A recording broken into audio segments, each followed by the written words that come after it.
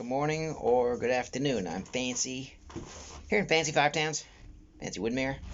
It's almost the end of my 2 week journey, not Milan to Minsk, but Greenville, Utah, back to New York, and hopefully, God willing, back to Eretz Yisrael in a couple of days. So this week's parsha had something a little different to say until I met this fellow yesterday. So my brother-in-law, Noach Gordon, has this fellow over for a couple of days from Eretz Yisrael. He's Avi Robinson. He's Israeli. He's here. I'm not sure exactly why he's here. Something. And I was talking about my trips. Oh, Eretz Yisrael. Yeah, I live in Israel. And yeah, can't wait to get home. He goes, yeah, but there's one thing different. You're in Utah, you're in South Carolina, and I told him there's very few Jews there. He says, but at least there you really thought of yourself as a Jew. And I'm like, he's 100% right. In Eretz Yisrael, you don't feel it. You're in South Carolina, you wear a yarmulke, you walking in Orem, Utah. Whether people looking at you or not looking at you, what they probably are, you feel it. And when they're having the Thanksgiving lunch, sit down lunch, and you're on the side, you feel it. And when you go to these restaurants and all you can have is a beer, you really have it. And you have to kind of fight when you're going to daven mincha, daven mar. Well, not mar was easy, but shachris, putting on talis late, you got to go to work, mincha middle of the day, shkia was 5, trying to find time to do it. You really have to kind of work at it. And it kind of leads me to this week's parsha. This week's parsha, we know about Yitzchak. We know what Such Basada. Eliezer and Rivka greet Yitzchak, and he's in the field, talking in the field, diving in the field, doing something in the fields. And the Gemara in Brachos talks about that. Shachris is Abram, Yaakov Marv, Yitzchak is Mincha. And Mincha, the quickest one. But the Gemara says that, the other Gemara says that Eliyahu Navi was answered late afternoon, Mincha time, in Har Carmel. Mincha is very important, the Gemara says. Mincha is extremely important. Eis Ratzon of Hashem. Years ago, I was working in Chase, downtown Brooklyn, and this one Jewish guy, Sephardi dude from Panama, would always spend time arranging mincha. He would try to email people, texting, well, no texting those days, emailing people, 8 people, 9, 10, 11, and we used to have a minyan every day in Chase, downtown Brooklyn. And unfortunately, they laid a lot of people off. They moved people to Dallas, and we barely had a minyan. And this fella had to really sweat at it, and he had to work at it. And he used to email people that weren't from. He used to schlep them down there, put a yarmulke on them. They'd stand in the corner just so we could have a minyan. And I asked this guy, I forgot his name even. I said, what's the big deal? There's a Sephardi around the corner. There's a place you can daven after work.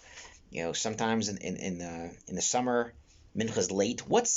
He said to me, Jay, the most important tefillah is mincha. And I looked at him. He goes, that's the only tefillah you have to work for. And as much as we have to struggle sometimes we get home at night and you're tired. You have to go to daven out Marav, or there's no minyan. You know what? I'm tired. I got to daven Marav. And Shachris, there's a struggle. A lot of times, people here in America, in Israel too, you have to take tefillin off towels, run out to catch a train. Or, Nets is late. The train is early, you got to kind of difficult. I get that. Mincha, this guy said to me, is the most important tefillah because you have to work for it. Because it's literally in the middle of your day. In the wintertime, there's no way around it. It's mincha is middle of the day. You can't, sometimes there's no place to go daven. You forget about it. Do we rush davening? How do we do it? You have to work at it. And that's Yitzchak. Yitzchak is Sus Basada, talking in the fields. Abraham saw Hashem in the mountain. Yaakov saw Hashem b'halim. Yitzchak found Hashem in the fields. And we know that Yitzchak was the most wealthy of all of them. The Ramban in next week's parsha talks about how wealthy Yitzchak was. Even the dung of the animals was worth more than gold. It produced so much food, so much things, water, all these things, the brach of Yitzchak.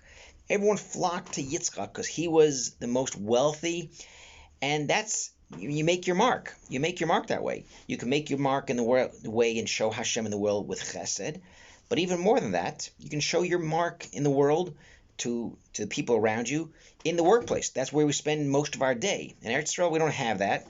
We actually, we're working with Jews, working with other people, But in Greenville, South Carolina, these people have only seen the yarmulke maybe the first time in their lives. See, so it was on me this time more than any other trip that I went on that I can remember. Last time I was in Greenville when I worked there, I didn't wear a kippah, and tefillah I didn't take as seriously, and learning.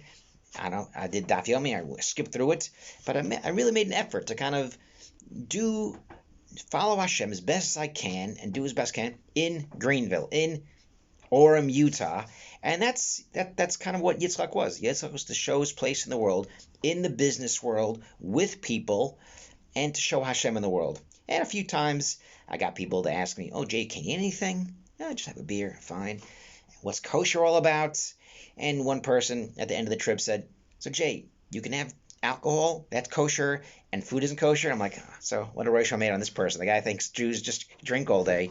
And, try to explain to them, there's nothing in the alcohol, beer is okay. So, all thing. But the really important thing is to make a mark in the world with business. There's biz halacha, and there's real din of gzela, lashon hara. My brother Yossi asked me about on an interview, what could you say, what can't you say, this and this. It's really important. We think about Hashem is in the base medrash, Hashem is at night, but during the day, okay, take my yarmulke off or wear a yarmulke, I can just do what I want. And the point is no. The point is to show Kiddush Hashem. So even though it's difficult sometimes to see this, but when you go to these far-off places and they're looking at a Jew, a frum Jew, for the first time, there's a certain way you have to conduct yourself in the business place.